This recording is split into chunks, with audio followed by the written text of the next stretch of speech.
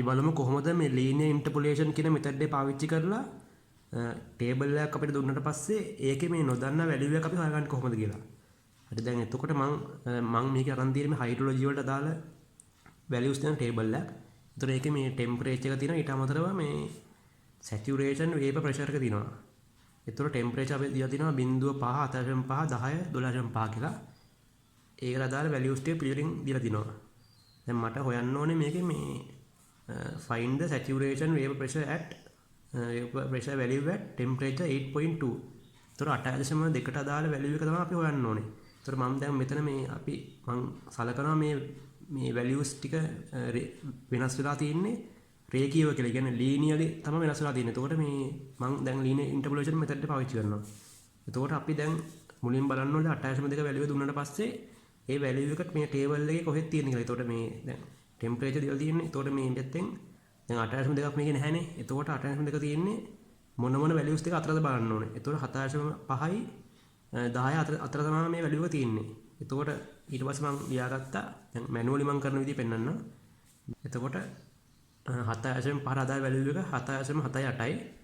අපි හොයනවා 8.2ට අදාළ value එක. එතකොට 8.2ට අදාළ value එක අපි දන්නා ඒක x.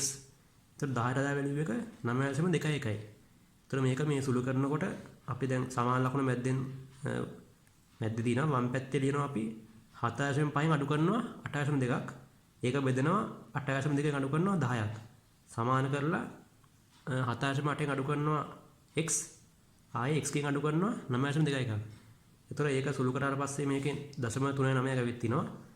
සමාන ලකුණේ දකුණු පැත්තේ එක්ස්ප්‍රෙෂන් එක. එතකොට මේ සුළු කරාට පස්සේ උත්තරයක් එනවා 8.18යි කියලා. හරි. එතකොට දැන් මේක මේ මැනුවලි අපි අතින් සුළු කරනකොට එකක් තමයි වෙලාව යන ගොඩක්. වෙලාව යනවා ඊට අමතරව මේ සුළු කිරීම වරදින්නත් තියෙන chance එක වැඩි. ඒතර මම දැන් කියලා දෙන්න හදන්නේ මේ scientific calculator පාවිච්චි කරලා කොහොමද මේ ඉක්මනට මෙන්න මේ x value එක අපි හොයාගන්නේ කොහොමද කියලා. දැන් මම මේකට පාවිච්චි කරන්නේ FX991 ES+ කියන මේ calculator එක. මම හිතනවා අනිත් ಜಾති ගොඩක් තියෙනවා. ඒ කියන්නේ අනිත් ඒවලත් මම හිතන්නේ මේ function මේ විදිහටම තියෙනවා කියලා මම හිතනවා. හරිනේ. එතකොට දැන් මේ මුලින්ම දැන් මේක අපි බෙදීම ගහ ගන්න ඕනනේ. ඒතර බෙදීම ගහ ගන්න ඕන හින්දා මෙතන අපි දෙනවා මේ fraction එක.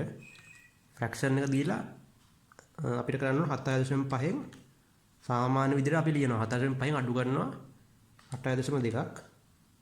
යටට ගිහිල්ලා 8.2කින් අඩු කරනවා 10ක්. ඊට පස්සේ දැන් අපිට මේ සමාන ලකුණු ගහන්න ඕනනේ. එතකොට මේ සාමාන්‍ය සමාන ලකුණු ගහන්න එපා. ඒක හරියන්නේ නැහැ. අපි ගහන්න ඕනේ මෙතන මේ රතු පාටෙන් තියලා මගේ එක නම් මේ කැල් කියන එකේ තියෙනවා මේ රතු පාටින් මේ සමාන ලකුණක්. ඒතොර මේ රතු පාටින් කියන්නේ අපි මේක ගහන්න ඕනේ මේ ඇල්ෆාත් එක්ක. ඒතොර ඇල්ෆා එක ඔබලා අපි දෙනවා මේ සමාන ලකුණ. ඊට පස්සේ නැවත ආයෙත් අපි අර ෆ්‍රැක්ෂන් එක ගහ ගන්නවා බෙදීම. ඒතොර 7.78න් අඩු කරනවා x එක. ඒතොර x එක තියෙන්නේ මගේ එකේ මෙතන මේ x තියෙනවා. මේ x y m එහෙම තියෙන values මේකේ. ඒතොර මේ මගේ එකේ x තියෙන්නේ මෙතන තියෙන x කියන එක. ඒතකොට x එක තියෙන රතු පාටින් ඒකින්ද අපි alpha එක ඔබලා x එක දෙනවා. බෙදනවා ආයෙ alpha එක ඔබලා දෙනවා x එක අඩු කරනවා 9.21. දැන් අපි මේ අදාළ සමීකරණ අපි ගහගත්තා. අපි උත්තර ගන්න ඕනේ. ඒතකොට කෙලින්ම මේ උත්තර ගන්නකොට මෙන්න මේ සමාන ලකුණ ඔබන්න එපා. මේක අපි solve කරන්න ඕනේ. ඒතකොට solve කරන්න නම් මේකේ තියෙන වෙනම function එකක් මෙන්න මේ cal කියන එකේම තියෙනවා. අපි අර සමාන ලකුණ ගහපු එකේම තියෙනවා solve කියලා. ඒක තියෙන්නේ මේ gold පාටින් වගේ තියෙන්නේ. කහ පාටින් වගේ. ඒක දෙන්න shift එක ඔබලා දෙන්න solve කියන එක. ඊට පස්සේ value එකක් කරනවා solve for x කියලා මේ මගේ එක නම් 228 මේක value එකක් කරනවා. ඒතකොට මේක මේ අපේ ගානට අදාළ value එකක් නෙමෙයි. කියන්නේ අපේ මේ උත්තර නෙමෙයි මේක. මේ ඇවිල්ලා කලින් අපි හදපු ගානක උත්තරයක්. මේකනේ අපේ උත්තරය. ඒතකොට අවසාන උත්තරය ගන්න අපි සමාන ලකුණ ගහනවා සාමාන්‍ය එක. ඒතකොට මේක x එක ඔබනවා. මේක යම් කාලයක් ගත වෙන ටිකක් මේක process වෙන්න ඕනේ මේ උත්තරේ එන්න. මෙහෙම ටිකක් වෙලා ඉන්නකොට මේ තප්පර 4ක් 5ක් ඉන්නකොට උත්තරේ එනවා. ඒතර දැන් මේ මගේ එකේ උත්තරය ආවා. උත්තරේ පේනවා ඇති මේ x සමානයි මේ තියෙන x එක. x සමාන උත්තරය විතර 8.18.04ක් කියලා. ඒතර අපි මැනුවලි හදපු උත්තරේ 8.18යි. ඒතර මේ 8.18යි අපේ උත්තරේ මේ සමානලා දෙනවා.